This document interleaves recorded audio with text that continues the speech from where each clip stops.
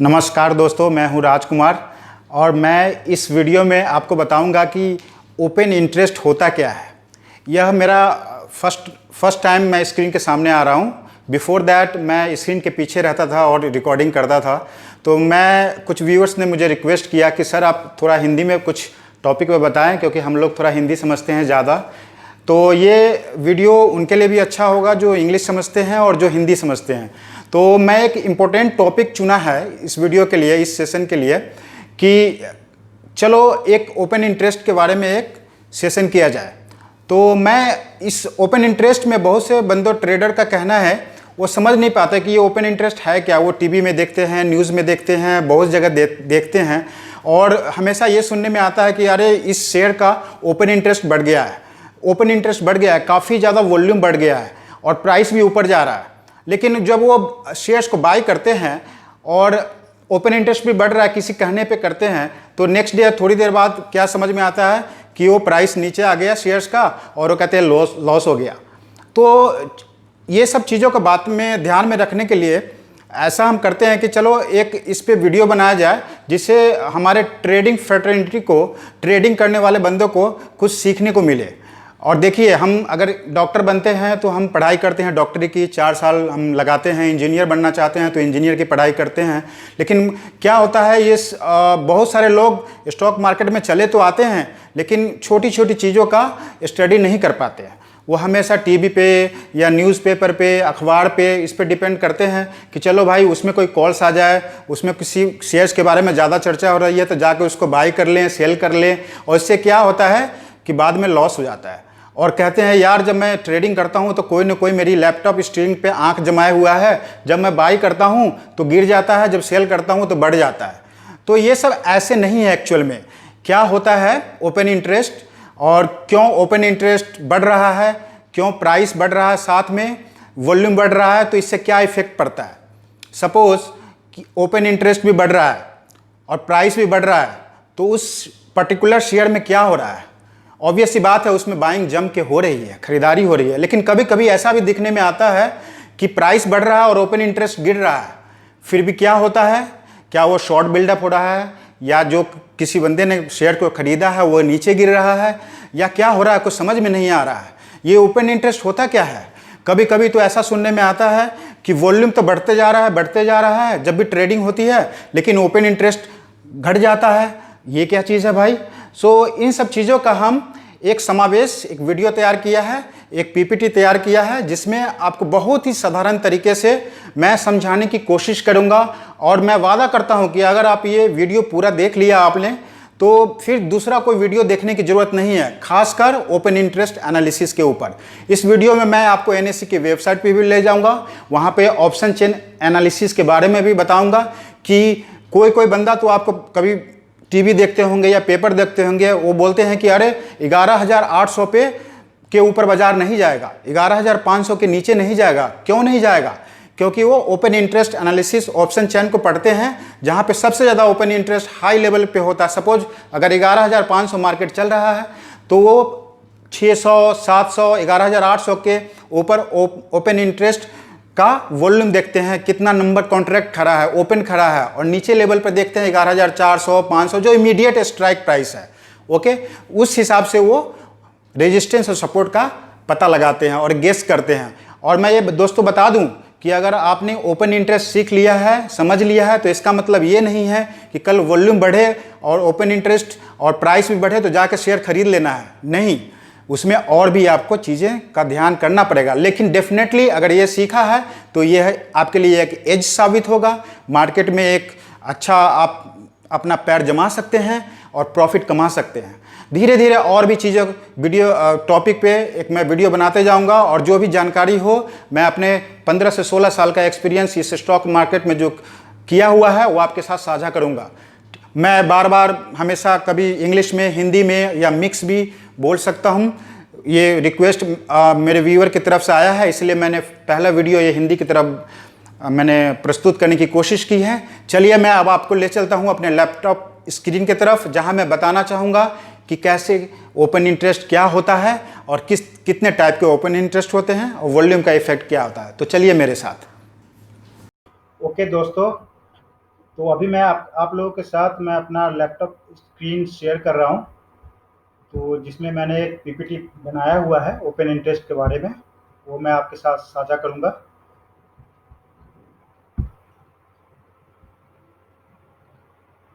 ये देखिए, जो टॉपिक्स मैं इंक्लूड किया है मैंने इसमें, ओपन इंटरेस्ट एंड वॉल्यूम, ये दोनों के बीच में क्या डिफरेंसेस है, क्या अंतर है। ठीक है, कभी कभी ऐसा होता है कि ओपन इंटरेस्ट बढ़ता है या उसी पोजीशन पे रहता है, न घटता है न बढ़ता है, लेकिन वॉल्यूम बढ़ जाता है। तो ये इन दोनों के अंतर में बीच में क्या अंतर है मैं आपको बताऊंगा। ठीक है, इसमें मैंने कुछ टॉप हेडलाइंस लिखे हैं जो मैं डिस्कस करूंगा। जैसे what is open interest, what is the use, okay, इसका यूज क्या है, ओपन इंटरेस्ट क्या है। फिर है changes in open interest position, कोई अगर कॉन्ट्रैक्ट बनता है घटता है, कोई अगर आदमी एग्जिस्टिंग प्लेयर उस पोजीशन को स्क्वायर अप करता है या कोई नया पोजीशन मार्केट में बनता है, तो इससे क्या इफेक्ट होता है ओपन इंटरेस्ट के पोजीशन में। ठीक है, वॉल्यूम में क्या डिफरेंसेस होता है, बढ़ता है घटता है, ये सब के बारे में मैं बात करूंगा आने वाले स्लाइड्स में। और दोनों के बीच में अंतर क्या है पहले मैं बता चुका हूं। फिर उसके बाद लास्ट में मैं ऑप्शन चेन बताऊंगा, जो हम लोग एनएससी के वेबसाइट पे जाएंगे और वहां पे जाके एनालाइज करेंगे ओपन इंटरेस्ट किस स्ट्राइक प्राइस पे बिल्डअप ज़्यादा है ऊपर की तरफ। जैसे सपोज मार्केट आज 11,200 चल रहा है, तो ऊपर में इमीडिएट देखेंगे 300-400 के बीच में क्या ओपन इंटरेस्ट है, और नीचे पे क्या है 11,000 पे, 10,009 पे, इस पोजीशन पे हम देखेंगे और उससे हम पता लगाएंगे कि हमारा बाजार में सपोर्ट एंड रेजिस्टेंस कहाँ पे हो सकता है। ठीक है, चलते हैं नेक्स्ट स्लाइड में देखेंगे। इसमें सिंपल सा आप देख सकते हैं हेडिंग है कि ओपन इंटरेस्ट क्या है, number of contracts open in market which are not squared off. इसका मतलब ये हुआ कि ओपन इंटरेस्ट वह चीज है जो अभी कॉन्ट्रैक्ट ओपन है। जैसे दो ट्रेडर है ए और बी, ए ने भी प्लस किया है एचडीएफसी का सपोज फ्यूचर लॉट, एक लॉट बाय किया है और बी ने सेल किया है, तो दोनों का पोजीशन अगर डिफरेंट डिफरेंट पोजीशन पे देखा जाए, ए का अपना और बी का अपना, तो बी ने सेल किया है और ए ने बाय किया है, तो ये पोजीशन ओपन है। तो इस पोजीशन जो मार्केट में खड़ी हुई है अभी तक, उसको हम लोग कॉन्ट्रैक्ट बोल देते हैं और वो ओपन इंटरेस्ट कहलाता है। ठीक है, उसको हम लोग दूसरे भाषा में आउटस्टैंडिंग पोजीशन भी बोलते हैं, जो कि मैंने लिखा है open interest is outstanding position line. ये शब्द आप बहुत बारे अपने दोस्त और जो ट्रेडिंग दोस्त हैं उनसे सुनते होंगे, न्यूज़पेपर में सुनते होंगे, टीवी पे सुनते होंगे। तो इसका मतलब यही होता है जो कॉन्ट्रैक्ट अभी तक क्लोज नहीं हुआ है। ठीक है, आशा करता हूँ आपको ये समझ में आया होगा। ओपन इंटरेस्ट बहुत ही सिंपल और सरल भाषा में मैंने समझाने का प्रयत्न किया है। ठीक है, आगे देखते हैं कि what is the use of O I. O I stand for open interest. ठीक है, इसका हम लोग अगर ओपन इंटरेस्ट अगर हम लोग समझ जाते हैं कि किसी भी स्ट्राइक प्राइस पे या किसी भी स्टॉक फ्यूचर पे या ऑप्शन पे जिसका ओपन इंटरेस्ट ज़्यादा बिल्डअप हो रहा है, तो क्या संकेत दे रहा है। अगर ओपन इंटरेस्ट ज़्यादा बिल्डअप हो रहा है, प्राइस नीचे जा रहा है, तो क्या संकेत दे रहा है। ठीक है, तो ये हमें बताता है open interest tells that if any particular asset is in bullish और बेयरिश जोन। आपको बताया है मैंने, प्राइस भी बढ़ रहा है, ओपन इंटरेस्ट भी बढ़ रहा है, और ये चीज़ अगर सपोर्ट के पास है तो ये हमें बुलिश इंडिकेशन दे रहा है। यानी इसमें खरीदार जो हैं, जो बाजार में हमारे शेयर बाजार में जो खरीदार हैं, कोई पर्टिकुलर स्टॉक्स को खरीदने की होड़ में लगे हुए हैं, इसीलिए ये यहाँ से बुलिश हो रहा है। ओपन इंटरेस्ट बढ़ रहा है यानी एक्टिविटी हो रही है, हलचल हो रही है। ठीक है, बियरिश हो गया कि अगर ओपन इंटरेस्ट बढ़ रहा है, ठीक है, ओपन इंटरेस्ट बढ़ रहा है और प्राइस डाउन जा रहा है, तो वो हमें बियरिश संकेत देता है। वो हम डिटेल में आगे स्लाइड्स में बात करेंगे कि कैसे हम बुलिश और बियरिश पता करते हैं। ठीक है, open interest is only in derivative and not in cash segment. ये आपको भाई अभी सभी को ये ध्यान में आप लोगों को रखना पड़ेगा कि ओपन इंटरेस्ट कैश में नहीं होता है। अगर हम भारतीय एयरटेल का शेयर खरीद लें या डीएलएफ का खरीद लें और बोलेंगे कि ओपन इंटरेस्ट बढ़ रहा है, नहीं, उसमें वॉल्यूम का काम होता है, वॉल्यूम शो होगा। ठीक है, बायर सेलर का पता चलेगा कि कितने पे बेस्ट 5 आप कोई भी सॉफ्टवेयर यूज़ करते हैं उसमें पता चल जाएगा। लेकिन open interest is only available in derivative contract, इधर इट इज़ फ्यूचर और ऑप्शन, जो कि फ्यूचर वायदा बाजार में होगा या ऑप्शन के कॉन्ट्रैक्ट में होगा। ठीक है। नेक्स्ट पॉइंट है open interest tells momentum of price action, जो कि मैंने पहले ही बता चुका हूँ। इससे प्राइस एक्शन अगर बुलिश होगा तो बुलिश के बारे में बताएगा, बेयरिश होगा तो बेयरिश के बारे में बताएगा। ये प्राइस सेक्शन बताएगा आपको कि किधर जा रहा है ओपन इंटरेस्ट, और या जाने वाला है। ओपन इंटरेस्ट का ये मतलब नहीं होता है कि अगर देख लिया ज़्यादा बिल्डअप हो रहा है, प्राइस भी हो रहा है, तो इसका मतलब ये 100% गारंटी है। गारंटी कुछ नहीं होता, उसके साथ बहुत सारे इंडिकेटर होते हैं, वॉल्यूम होते हैं, RSI होते हैं, वो हमें देखना पड़ता है।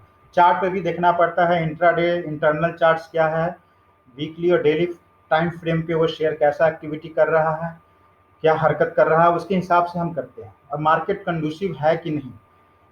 ठीक है। Open interest indicates probability and we need to see volume to take decision. ठीक है, ये मैंने बता चुका हूँ कि प्रोबेबिलिटी होता है, और वॉल्यूम भी देखेंगे। अगर उस शेयर में ओपन इंटरेस्ट वाई बढ़ रहा है, प्राइस भी बढ़ रहा है और वॉल्यूम भी बढ़ रहा है, तो ये हमारे बिल्कुल एक कंफर्म संकेत है कि हम शेयर में बुलिशनेस आने वाले दिनों में देख सकते हैं, जो कि इंट्राडे में हो या आने वाले 1-2 दिनों के कार्यकाल में हो। ठीक है। नेक्स्ट पॉइंट है, मैंने कोशिश किया है लिखने का, बताने का, वो है ये है कि OI is being analysed in perspective of chart. Okay, chart के संदर्भ में हम देखते हैं ओपन इंटरेस्ट को, जो टेक्निकल चार्ट्स होते हैं मैं उनकी बात कर रहा हूँ। And if OI increases at support then probably this is the place to buy. Okay, we need to see volume on chart. मैंने आपको बता चुका हूं कि अगर चार्ट पे बहुत दिनों के मंदी के बाद कोई भी शेयर वहां पे सपोर्ट ले रहा है और वहां से अचानक OI में हम इंक्रीज देख रहे हैं, यानी ओपन इंटरेस्ट में कॉन्ट्रैक्ट में काम हो रहा है, वो इंक्रीज है। ठीक है। साथ ही साथ उस शेयर का प्राइस में गिरावट के बाद थोड़ी थमती आ रही है और बढ़ने की कोशिश कर रही है। जैसे सपोज कोई 150 रुपये शेयर था, वो 125 रुपया आ चुका है, अब वो उनका 125 पे सपोर्ट ले रहा है, और अचानक हम देखते हैं कि OI भी उस शेयर में बढ़ रहा है और प्राइस भी बढ़ रहा है, और साथ ही साथ हम अगर टेक्निकल चार्ट पे देखें तो वॉल्यूम भी दिखा रहा है कि ज़बरदस्त है पिछले 1-2 दिन से गिरने के बाद। तो इसका मतलब नहीं है कि वहाँ जाके हम सेल कर दें। अगर सेल करेंगे तो हमारा मार्केट में पैसा नुकसान ही हो जाएगा, क्योंकि वो गिरावट के बाद हुआ है। ठीक है। जो स्मार्ट प्लेयर है, स्मार्ट प्लेयर मतलब जो बड़े बड़े दिग्गज खिलाड़ी हैं, जो काफ़ी वर्षों से काम कर रहे हैं, उनको नब्ज पता है शेयर मार्केट का, कहाँ पे खरीदना है, कहाँ पे बेचना है। और रिटेलर यही गलती कर देते हैं हमेशा कि वो बिल्कुल एक्साइटेड हो जाते हैं कि अरे ये शेयर गिर रहा है और गिरेगा। उनको पता ही नहीं होता है कि कहाँ पे सेलिंग करनी है और कहाँ पे बाइंग करनी है। जब ऑलरेडी कोई शेयर गिर चुका है तो वहाँ पे सेलिंग नहीं होती, वहाँ बाइंग होती है। तो ये मैं थोड़ा बताने की कोशिश कर रहा हूँ कि OI देखने से सपोर्ट पॉइंट पे अगर सपोर्ट ले रहा है, बढ़ रहा है और वॉल्यूम भी बढ़ रहा है, तो वो बाइंग का यकीनन बता रहा है कि हम जाके उसको बाय करें तो हमारा लॉस हो सकता है, नीचे गिर सकता है, ये कोई कंफर्म नहीं होता है मार्केट में, लेकिन प्रोबेबिलिटी ये है कि हम जीतने के चांसेस ज़्यादा हैं हमारे उस पोजीशन पे। ठीक है। और दूसरा हम पॉइंट देखते हैं, maximum OI at any particular strike price tells about support and resistance, जो मैं आपको बताया है पहले ही इंट्रो में कि हम ओपन इंटरेस्ट का चेन एनालिसिस करेंगे, जो कि NSE के वेबसाइट पे जाके, वहाँ पे open interest option chain analysis उसको बोलते हैं एक्चुअली, जिससे हमें पता चलता है कि जो कॉल और पुट में बाय करते हैं, या निफ्टी का हो या इंडेक्स का हो या शेयर का हो, उसमें कौन से स्ट्राइक प्राइस पे रेजिस्टेंस है, कौन से स्ट्राइक प्राइस पे सपोर्ट है, ये हमें बताता है। और उसके हम उस चीज़ को समझने के बाद हम क्या करते हैं, मार्केट में जाके किसी का कॉल बेच देते हैं जो रेजिस्टेंस पे है, या हम क्या करते हैं, पुट जो होता है उसको हम बेच देते हैं, नीचे के पुट के नीचे के स्ट्राइक, क्योंकि उसके नीचे ना वो गिरेगा सपोर्ट, और जो ऊपर है उसके ऊपर ना जाएगा। तो एक रेंज बन जाता है जिससे हमें ट्रेडिंग करने में काफ़ी मदद मिलती है। यहाँ तक मुझे लगता है दोस्तों मैंने आप लोगों को कोई परेशानी नहीं होगी। आगे भी कोशिश करूँगा कि अच्छी तरह से आपको समझाने की कोशिश करूँ। चलिए देखते हैं नेक्स्ट स्लाइड में क्या है। वॉल्यूम का जिक्र है। ठीक है, इसमें देखते हैं क्या है वॉल्यूम का, क्या है मतलब volume is number of contract traded in A given period, it can never be negative. ये जो पॉइंट है पहला, वॉल्यूम जो कॉन्ट्रैक्ट का होता है, सपोज दो ट्रेडर है मार्केट में ए एंड बी, ए ने खरीदा बी ने बेचा, तो ओपन इंटरेस्ट भी एक बन जाएगा मार्केट में और साथ ही साथ एक वॉल्यूम भी बन जाएगा। लेकिन आपको यहाँ ध्यान देना पड़ेगा, मैं एक बारीकी चीज बता देता हूँ कि अगर कोई निफ्टी का फ्यूचर ऑप्शन एक ए ने बाई किया और बी ने बेचा, तो एक लॉट तो हुआ, लेकिन ओपन इंटरेस्ट में 75 ही दिखाएगा, क्योंकि उसकी क्वांटिटी वहां पे दिखती है, लेकिन वॉल्यूम में एक वॉल्यूम दिखाएगा। ठीक है, तो मैंने ये जिक्र किया है, if we buy one lot Nifty then OI will show 75 quantity but volume will show one only because of one contract traded, जो मैं आपको बता चुका हूं कि उसमें 75 दिखाएगा और उसमें एक दिखाएगा। ठीक है, आगे देखते हैं। ये आपको पता चल गया होगा वॉल्यूम और OI का क्या मतलब होता है।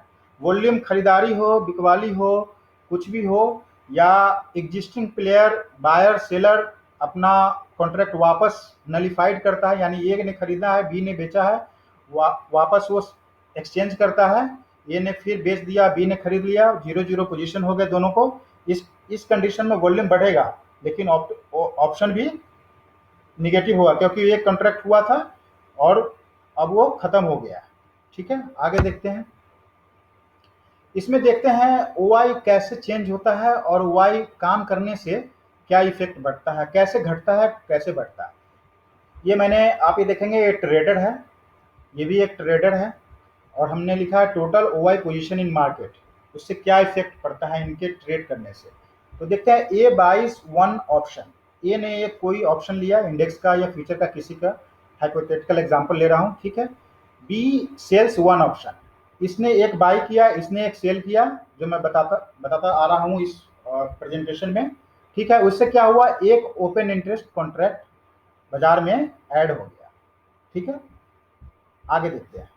एक दूसरा ट्रेडर आता है सी, बाइस 5 ऑप्शन, उसने 5 ऑप्शन खरीदे, और एक चौथा है trader D sells 5 option, D ने भी 5 बेचे, इसने खरीदे सी ने, बी ने बेचे, तो क्या हुआ, 5 एक जो ओपन पोजीशन कॉन्ट्रैक्ट हुआ ऐड हो गया OI में, तो 5 + 1 6, मैंने लिखा 5 न्यू एडेड। ठीक है, अब यहाँ पे देखिएगा, ध्यान दीजिएगा, कंफ्यूजन बिल्कुल नहीं होना चाहिए। नाउ ए सेल्स हिज पोजीशन, इस कंडीशन में आप देखिए तीसरा कंडीशन में क्या हो सकता है, ए ने जो खरीदा है, मैंने माइनस दिखाया है यहाँ पे, उसने अपनी पोजीशन सेल करना चाहता है या सेल किया है। ठीक है, और डी बॉट वन बैक। आप इस दूसरे वाले ट्रेड में देखेंगे कि सी ने बाय किया, डी ने बेचा। अब डी ने 5 ऑप्शन जो बेचा, वो अब सोच रहा है कि जो मैंने 5 बेचे हैं, क्यों ना एक थोड़ा सा नीचे आया है तो प्रॉफिट बुक कर लिया जाए। तो डी क्या करना चाहता है, उसको एक बाई बैक करना चाहता है। सेम टाइम में जो ए बाई किया था, उसको भी लगता है कि अब पोजीशन हो ना नीचे जा रहा है ऊपर जा रहा है, कोई भी डिसीजन, ट्रेडिंग डिसीजन के कारण वो अपनी पोजीशन सेल करना चाह रहा है। तो क्या है, यहाँ पे एग्जिस्टिंग प्लेयर है, आप देखें ध्यान से, ए एग्जिस्टिंग प्लेयर है और डी एग्जिस्टिंग प्लेयर है। ठीक है, दोनों अपनी पोजीशन को खत्म कर रहे हैं, यानी एक कॉन्ट्रैक्ट बाजार से हट रहा है। ठीक है, स्क्वायर ऑफ कर रहा है। तो आप देखेंगे उससे क्या होगा, पहले 6 पोजीशन था OI का, अब 5 हो गया। क्यों, existing player A and D squared of. ठीक है, यहाँ पे एक प्लेयर ए खत्म हो गया और डी का जो 5 ऑप्शन था अब वह 4 रह गया। ठीक है, अब नेक्स्ट कंडीशन में क्या हो सकता है, एक दूसरा बंदा आके ई बाइस 5 ऑप्शन, उसको 5 ऑप्शन खरीदने की कोशिश करेगा। ठीक है, वो क्या करेगा, ई बाइस 5 ऑप्शन, और उसी में एंड सी सेल्स 5 ऑप्शन। ये सी कौन है, ये यहाँ पे है। सी ने क्या किया था, बाई किया था, अब क्या कर रहा है, ई बाई कर रहा है, तो सी सेल कर रहा है। ठीक है, एक नया प्लेयर आया है बाजार में जरूर, लेकिन क्या है यहाँ पे हो रहा है, एक पुराने कोई ई आके एफ बंदे से नहीं ले रहा है, वो सी एक जो एग्जिस्टिंग प्लेयर है जो खरीदा था, उसको लग रहा है कि प्राइस बढ़ चुका है तो वो बेच रहा है। ये आपको ध्यान देना पड़ेगा, एग्जिस्टिंग प्लेयर का हैंड चेंज का या कोई नया प्लेयर आ रहा है नहीं आ रहा है, उसका क्या ओआई में इफेक्ट हो रहा है। ठीक है, तो आप देखेंगे यहाँ पे 5 ही होगा। क्यों? क्योंकि इसमें सिर्फ हाथ का अदला बदली हुआ है। जो सरल भाषा और लेमन लैंग्वेज में बोलते हैं, जो 5 सी के पास जो पोजीशन थे वो अब चल के ई के पास चला गया है। जो सी कौन है? एग्जिस्टिंग ट्रेडर है। ठीक है, लिखा है मैंने new player E only hands change, no new OI. तो इस तरह से मुझे आशा है कि आपको समझ में आया होगा कि पहला 2 बंदा आया तो कैसे ओआई एक क्रिएट हुआ, एग्जिस्टिंग प्लेयर अगर हैंड्स चेंज करता है तो कैसे वो सेम ही रहता है। ठीक है, इस हिसाब से। और एग्जिस्टिंग प्लेयर स्क्वाड ऑफ करता है तो ओपन इंटरेस्ट बिल्कुल कम होगा, क्योंकि एक ओपन इंटरेस्ट है 14, अगर वो खत्म करता है आपस में दोनों एग्जिस्टिंग प्लेयर तो खत्म होगा और ओपन इंटरेस्ट। लेकिन इस सब क्रम में वॉल्यूम बढ़ता रहेगा, हालांकि ओआई सेम रहेगा, वॉल्यूम बढ़ता रहेगा, ये आपको ध्यान देना पड़ेगा। ठीक है, अगर आपको थोड़ी समझ में ना आती हो तो वीडियो को होल्ड करके थोड़ा रुक के देख सकते हैं, समझ सकते हैं। बार बार देखेंगे तो समझ में आ जाएगा। इस वीडियो को देखने के बाद दूसरे वीडियो देखने की जरूरत नहीं होगी, ये काफ़ी बेसिक है ओआई के बारे में। ये समझ जाएंगे तो आपको ऑप्शन चेन एनालिसिस भी समझ में आ जाएगा, और आने वाले वीडियो में मैं उसके बारे में भी बताऊंगा कि पुट कॉल रेशियो कैसे देखते हैं। वो थोड़ा सा एडवांस लेवल है, पहले ये समझ लेंगे हम लोग तो आगे वो भी समझना हमारे लिए आसान होगा। अब ये देखते हैं कि जो वस्तु है, कोई भी शेयर्स है, फ्यूचर्स है, उसमें ओआई अगर स्टॉक प्राइस बढ़ता है, ओआई बढ़ता है, तो वो हमारे शेयर के बारे में क्या बताता है, या घटता है, बढ़ता है, या दोनों घटता है तो उसके बारे में हमें क्या बताता है शेयर बारे में, ये हम अभी देखेंगे। ठीक है, चलिए देखते हैं। ये है स्टॉक प्राइस। ठीक है, ये वाई का कॉलम है, और ये इंडिकेशन क्या देता है थर्ड कॉलम में। ठीक है, ये है इंक्रीजिंग स्टॉक प्राइस किसी भी चीज़ का। जैसे टाटा मोटर है, कल 100 रुपया था। ठीक है, मंडे के दिन, आज ट्यूसडे 110 हो गया। ओपन इंटरेस्ट भी बढ़ रहा है, कल 1 लाख कॉन्ट्रैक्ट था वाई। ठीक है, 100 रुपये पे आज 2 लाख हो गया। तो हम देख रहे हैं कि स्टॉक प्राइस भी बढ़ रहा है, और अगर ओपन इंटरेस्ट बढ़ रहा है तो ये हमें बुलिश इंडिकेशन देता है। सिंपल है। ठीक है, दोनों बढ़ रहे हैं तो बुलिश इंडिकेशन। अब क्या है, स्टॉक प्राइस नीचे जा रहा है। कल 100 रुपये का टाटा मोटर था, आज 90 आ गया, 95 आ गया, कुछ भी रेट आ गया, उसका कुछ भी रेट आ गया, कुछ भी दाम हो गया, प्राइस हो गया, 95 हो गया, लेकिन ओआई बढ़ रहा है। इसमें ध्यान देना होगा कि एक्टिविटी बढ़ रहा है, यानी बंदे खरीद रहे हैं इसको या बेच रहे हैं, कोई तो एक्टिविटी हो रहा है। लेकिन हमें क्या पता चलेगा कि खरीद रहे हैं, बेच रहे हैं? अभी हमें पता चल रहा है कि स्टॉक प्राइस नीचे जा रहा है लेकिन वाई बढ़ रहा है, तो इसका मतलब बेयरिश। लोग समझ रहे हैं कि उस शेयर में मंदी का समय आ रहा है, उस फ्यूचर कॉन्ट्रैक्ट में, तो उसको जाके उसको बेच रहे हैं। जिस बेचने के कारण लोग, नए नए लोग आके ट्रेडर देख रहे हैं, उनके टेक्निकल चार्ट पैटर्न पे, इंडिकेशन पे, जो भी वो फॉलो करते हैं, तो उससे पता चलता है कि वो प्राइस नीचे गिर रहा है क्योंकि उसको शॉर्ट सेल कर रहे हैं और ओपन इंटरेस्ट बढ़ रहा है। सिंपल से फंडा है, बेयरिश इंडिकेशन देगा, यानी वो मार्केट, वो उसका प्राइस नीचे जा रहा है। थर्ड केस में देखते हैं कि हमें क्या देखने को पता चलता है। स्टॉक प्राइस भी बढ़ रहा है और ओआई भी बढ़ रहा है, जो पहला वाला केस है। ठीक है, बुलिश बताया है, उसको दूसरे भाषा में लॉन्ग बिल्डअप भी बोलते हैं। ठीक है, वो कहीं कहीं आप देखेंगे कि कहीं कहीं वो बोलते हैं कि प्राइस भी बढ़ रहा है, स्टॉक भी बढ़ रहा है और लॉन्ग बिल्डअप हो रहा है। तो इसका संकेत ये है कि ओआई भी बढ़ रहा है और शेयर का प्राइस भी बढ़ रहा है, क्योंकि वो बंदे उसमें पोजीशन लॉन्ग की तरफ ज़्यादा बना रहे हैं। ठीक है, अब चौथा केस में देखते हैं कि स्टॉक प्राइस गिर रहा है। ठीक है, स्टॉक प्राइस गिर रहा है और ओआई बढ़ रहा है, तो बियरिश वाला जो कंडीशन है, शॉर्ट बिल्डअप हो रहा है। वहाँ पे नए नए खिलाड़ी आके, ट्रेडर आके उसको शॉर्ट बिल्डअप बना रहे हैं। आने वाले टाइम में वो सोच रहे हैं कि प्राइस नीचे तो जाएगा तो क्यों ना प्रॉफिट कमाया जाए, तो उसका ये वो कर रहे हैं। ठीक है, अब देखते हैं कि स्टॉक प्राइस, एक और कंडीशन है कि स्टॉक प्राइस डिक्रीज हो रहा है, ये वाला। ठीक है, ये कंडीशन आप देख रहे हैं, और ये भी डिक्रीज कर रहा है, ओआई भी। तो इसका मतलब ये हुआ कि अगर कोई टाटा मोटर 100 रुपये का था कल, वो 95 आ गया है, और उसमें काफ़ी ओपन इंटरेस्ट में गिरावट भी आ रही है। इसका मतलब ये हुआ कि उसमें प्रॉफिट बुकिंग हो रही है। प्रॉफिट बुकिंग का मतलब है कोई शेयर बंदा अगर 90 रुपये में लिया है और 100 रुपये चला गया, तो 100 रुपया से सेलिंग उसके उस वस्तु में 100 रुपये से के प्राइस से सेलिंग स्टार्ट हुआ है। वो कैसे पता चल रहा है? क्योंकि ओपन इंटरेस्ट भी घट रहा है और प्राइस भी घट रहा है।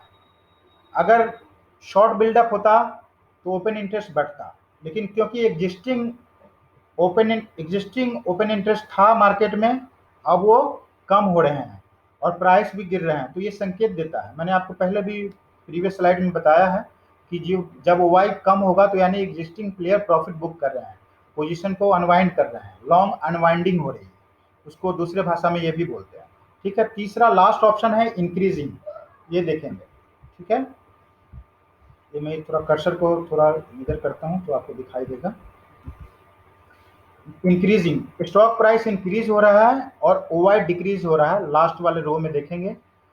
तो उससे क्या संकेत मिलता है कि स्टॉक प्राइस तो बढ़ रहा है लेकिन ओवाई कम हो रहा है। उससे क्या हो रहा, शॉर्ट कवरिंग का अंदाजा निकल रहा है इससे, कि जो बंदे मंदी में थे, अगर 100 रुपये पे अगर ऐसे ऐसे 300 रुपये या 500 रुपये पे बेचा है, उसको लगा था कि मार्केट नीचे आ जाएगा, 450-60 रुपये आ गया है, तो उसमें क्या है कि उसकी बाइंग अब जो शॉर्ट पोजीशन है, ओपन इंटरेस्ट खड़ा है किधर की तरफ, शॉर्ट की तरफ। अब उसको स्क्वायर ऑफ करेंगे तो जो माइनस में ओ वाई है वो डिक्रीज होगा। और जब हम डिमांड बढ़ेगी उस शेयर की, क्योंकि हम उसकी शॉर्ट कवरिंग हो रही है, अब उन्हें लग रहा है कि यहाँ से तेजी आएगी इस शेयर में, तो हो सकता है उसमें बाइंग भी हो रहे हो और साथ ही साथ जो शॉर्ट सेलर हैं उसको कवर कर रहे हैं। तो इसको लास्ट वाले को अगर ये दो ऑप्शन दिखे, स्टॉक प्राइस और ओआई, तो इसका मतलब ये निकाला जा सकता है कि शॉर्ट कवरिंग और सेलर स्क्वायर्ड ऑफ पोजीशन, ये वाला।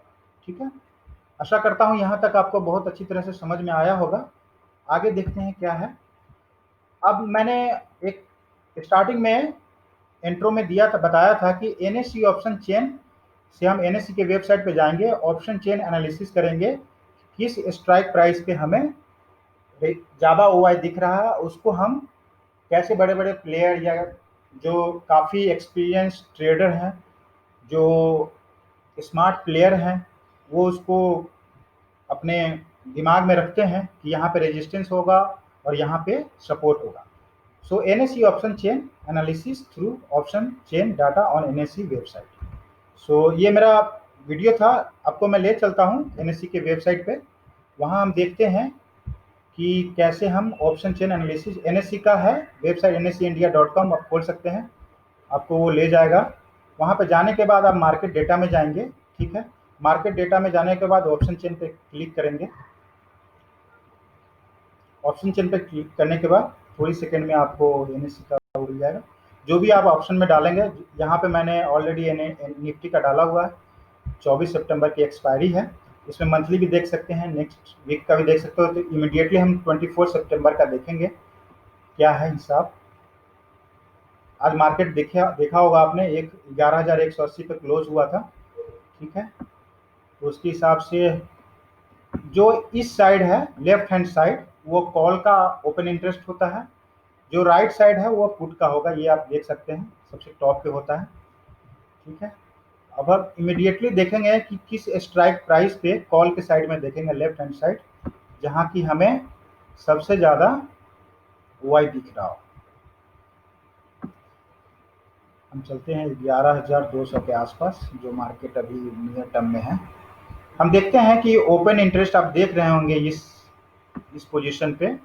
ठीक है, 35,461 है, ये ओपन इंटरेस्ट का कॉलम है, ये कॉल साइड है, ये पुट साइड है। ठीक है, इसमें ओपन इंटरेस्ट इधर है। अभी हम इधर की तरफ ध्यान देंगे, ये और 11,200 का अभी हमारा बेस है।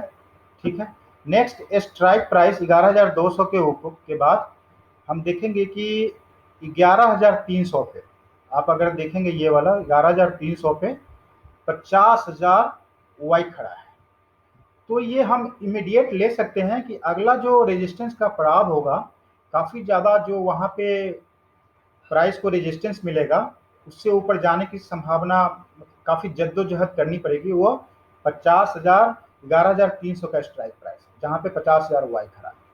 ठीक है, आगे चल के देखते हैं आगे क्या है।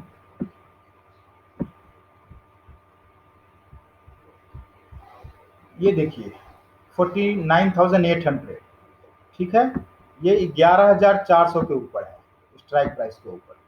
तो आप देख सकते हैं बखूबी इसमें आज ओआई में चेंज हुआ है, 12,000 कॉन्ट्रैक्ट और आए हैं, यानी प्राइस नीचे जा रहा है और कॉन्ट्रैक्ट ओआई बढ़ रहा है, यानी कि बंदे अभी आके और इसमें सेलिंग की संभावना ढूंढ रहे हैं। हो सकता है इस स्ट्राइक पर कॉल बेचने वाले भी होते हैं तो बेच रहे होंगे, हालांकि ये बहुत रिस्की होता है इमीडिएट स्ट्राइक प्राइस पे। आप देखेंगे उसके बाद 400 के बाद 500 पे काफ़ी ज़्यादा स्ट्राइक प्राइस है, 68,000 का, 68,000 का। इससे ये अंदाज़ा लगाया जाता है, मैंने आपको 3 रेंज दिए हैं, ठीक है, 300, 400 और 500 का। 500 पे देखें 68,000 है, इसका मतलब ये है कि यहाँ पे जाके बंदे इसको खरीद नहीं रहे हैं, यहाँ पे रेजिस्टेंस है। हो सकता है खरीदे भी होंगे कोई, उनको लगता होगा, लेकिन संभावना कम है चार्ट पे देखने पे कि 500 जाएगा। हालांकि कुछ कहना मुश्किल है, स्टॉक मार्केट में कुछ भी हो सकता है। कल हमने देखा था भारतीय बाजार में काफ़ी गिरावट आई थी 300 पॉइंट की ऊपर जाने के बाद। तो 68,000 का मतलब है कि इस स्ट्राइक प्राइस पे कॉल सेलर काफ़ी हावी हो रहे हैं। उसमें लॉन्ग अगर नीचे के स्ट्राइक पे बाई करके कुछ स्प्रेड होता है, बुल कॉल स्प्रेड, जो कि 11,300 का खरीद के और ऊपर के लेवल पे बेच देते हैं, जहां से वहां से उनको प्रीमियम मिल जाता है और उन प्रीमियम को यूज करके 11,300 के स्ट्राइक प्राइस या 200 स्ट्राइक प्राइस की भरपाई करते हैं। इस तरह से स्ट्रेटजी काफ़ी होती है, मैं आने वाले वीडियो में इसके बारे में बताऊंगा। अब चलते हैं पुट की तरफ, नीचे की तरफ किधर हमारा सपोर्ट है। अभी 11,200 का बाजार है, आपको बोला है राइट हैंड साइड में पुट है, ये है, ठीक है, हाईलाइट कर रहा हूं मैं। अब देखते हैं इमीडिएट 11,200 के नीचे कहाँ पे सबसे ज़्यादा ओआई खड़ा है। देखिए 11,000 पे 200 पे 33,000 का है, 477 का, 11,150 से बहुत कम है। अब देखिए 30,000 का मुझे मिला है, 30,977 का इस स्ट्राइक प्राइस पे, 11,100 पे।